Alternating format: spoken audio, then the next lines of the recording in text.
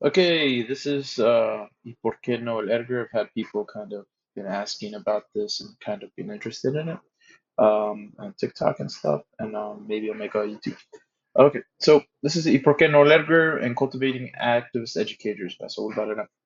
A little bit about myself. I'm from Bowling Green, Kentucky. I'm a Chicano, Mexican American, first gen college student. Fun fact, I was a big runner in college.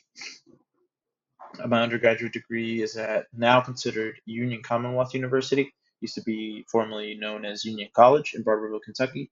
I'm a triple major in psychology, health promotion, and substance abuse counseling. I got my graduate degree at Carleton University in Pittsburgh, PA, and a master's of arts in psychology with an exploration track. Um, yeah, and just a little fun fact, I was also running there, competing there for a year. That was kind of a big reason why I ended up going there. Okay, so now I am at the University of Texas at Austin, getting my Ph.D. in education with the concentration of curriculum instruction and I mean the Department of Curriculum Instruction and a concentration in cultural studies. A little bit of my previous roles, I was a site coordinator for Project Mills and a graduate assistant, well, both graduate assistants for these positions, but graduate assistant for Terry Scholars as well.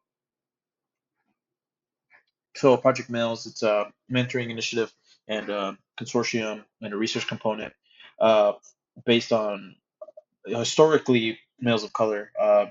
The acronym for mentoring to achieve Latino educational success. I designed and implemented TG plans to engage undergraduate mentors and middle and high school mentees, fostering academic success and leadership development. And Terry Scholars, it's a full ride scholarship. So these Terry Scholars are full ride scholarship students, many of whom are students of color and from working class backgrounds. I advise undergraduate Terry Scholarship recipients through regular one-on-one meetings, providing academic, leadership, and personal development support. And okay, so part one with this ¿Y por qué no leer? I look at uh, I center on understanding Latino male students and the systemic ways they are excluded from the educational process by highlighting and exposing how institutions often fail to see these students as belonging. The session calls for a redefinition of what student success can and should look like. Part two invites a shift in perspective, framing education as a space where resistance can and does happen. This part explores how both educators and students can challenge harmful norms, sometimes in small everyday ways. Participants will consider how reimagining their roles can help create spaces of affirmation, care, and quiet resistance within systems. So a lot of this work, really foundational of this was the Vanishing Latino Male, which is an article by Dr. Science and Dr. Juan. Latino males have been affected by degree reattainment by and the foundational article by Science and Juan. Latino men are vanishing, but still with the rise of Latino demographics, it's still crucial to imagine them in these institutions. Okay, so going on with the Edgar part. So the Edgar, it's a stereotype that's been formed on Latino boys, indications of associations with gang culture and anti-intellectualism, but also, it very much is the Edgar because of the haircut too, that you see that occurs with the Latino boys. And honestly, this presentation is not to delve into a cultural analysis, but instead provide a reimagining for Latino boys. Um, a little backstory. I've once had like a cousin who um, came up to me and just was super intrigued about my doctoral process, and all of a sudden he just said college isn't for me, and I think that's what really spoke to me. And it's like, why are we limiting? Why does this discourse on Edgar's or like these students like limit them? Why are they saying college isn't for me? But they're so intrigued when it comes to my own educational process or others, right? So I asked the question, what does it mean to continue to provide encouragement to Latino boys? That's really just a question I'm asking, right?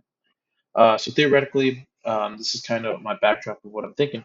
White stream education is how perspective and experience in educational spaces cater to middle class Anglo-Saxon norms and values.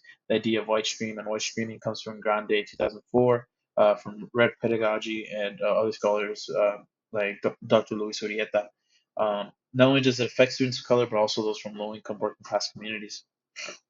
So they're more theoretical, just to kind of more emphasize this idea of white streaming. There's a reason why we have the term code switching, right? Part of the middle class Anglo-Saxon ways of being. The need for the term first gen, there's a reason why these institutions are hard to come in, and we've honestly conceptualized the term and kind of formulated systems for those who are considered first gen, right? In TikTok, you see this idea of corporate culture, and then there's an adaptation to it, and a need to survive, right, in corporate culture. Yeah. So Latino boys are having to assimilate to the schooling system. The Latino boys who fit in are the ones who, in which get positioned, right? This leaves students who don't fit in, such as Edgars, without encouragement and potentiality. And the fit in, what I'm talking about, is the closer you are able to get into the white stream, right? The more you can act in middle class norms, the way you can dress in middle class norms. Yeah. So understanding this and a conclusion is understand the systems of the educational systems, right? Encouraging students despite the bias formed around them, especially Latino boys. Showing potential when a student says college isn't for me, right?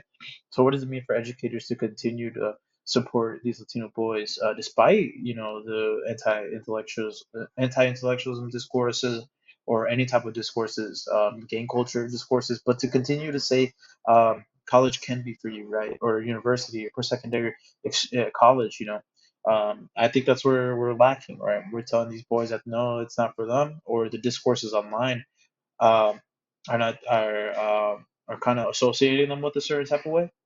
So I think to the right of this picture is the guys who's in medicine, and yeah, these guys are great. They show the way how working class Latino boys can make it all the way. Latino boys, men can make it all the way to med school, right? But still keep a part of their culture. But they do know that they have to adapt to the system. Okay, now going to the cultivating activist educators, and as you see this is my professor Luis Urieta Jr. He wrote the book Working from Within, Chicana and Chicano activist educators in white stream schools. So similar with that white stream idea. It's really where I got it from. All right, so I'll go into Chicana and Chicano activist educators, gives examples of it. I'll go into some folklore within the book called Movidas or Tranzas. And then I'll talk about James C. Scott's ideas of everyday resistance that I think is very important when it comes to cultivating activist educators. Okay, so the teachers in this book, Working from Within, Urieta 2009, were Chicana and Chicano activators who were playing the game, right? They understood the different levels of the educational system that they were in, but still managed to put themselves and their students first in a social justice way. Participants were aware of their activist agency in playing the game. The playing the game is important because performance in the game was seen as strategic, and activists and always had the potential to work, change the perfections of the system. Participants reinterpret activism to show they practice it on their daily lives on a moment-to-moment basis. Participants' day-to-day practices were embedded with the hope that their practices would lead to what some referred as a domino effect or a ripple effect to bring about large societal change. So this is a case sample of Juanita, which is in the book. Um, we didn't have any books in Spanish, so I gave them a hard time until we got some, right? So Juanita is just an exemplar of just how she was an activist on her day to day in her positions, right? Another aspect is I went over there and asked one day what our college admission rate was, and it supposedly was really low, but the counselor thought it was really good. So Juanita said, "You should be embarrassed of yourself." So, to continue on, so I started the program with our local community college to increase the college attendance rate, right? So it's just like she's still being an activist in her own way. And then she says, I'm also committed to taking my students on a yearly field trip to a local prestigious university. It's amazing, but I think something so simple can make a big difference. Right. And I think that's what it is about being an activist educator. Doesn't mean you have to march, doesn't mean you have to do something very big, but like really opening spaces, providing spaces, right? I think that's where it starts. And it's these little things that add up, right? And I truly believe even just framing that your day to day stuff is activism, right? Your mindset. I think you orient when you have that mindset and you orient your life in a certain type of way. I think it does follow. So if you think of yourself as an activist educator, I think that's enough. And then just back it up a little bit, little by little, whatever you do. Okay, going on. We're talking about some folklore right here, activism. I think this came from some working class Mexican workers, I believe. This was this in the book, and then they conceptualized kind of like different types of folklore activism, right, or like resistance strategies. So we'll go with tranzas, transactions, movidas, moves, jugadas, plays, travesuras, and playful mishaps. Okay, so go to tranzas or transactions, the overarching metaphor, and everything is a subset of this term. So this is the main term, right? All this is nonsense and everything goes under. Also known as dealings, a way of people of less power to subvert, survive, and get by within the system.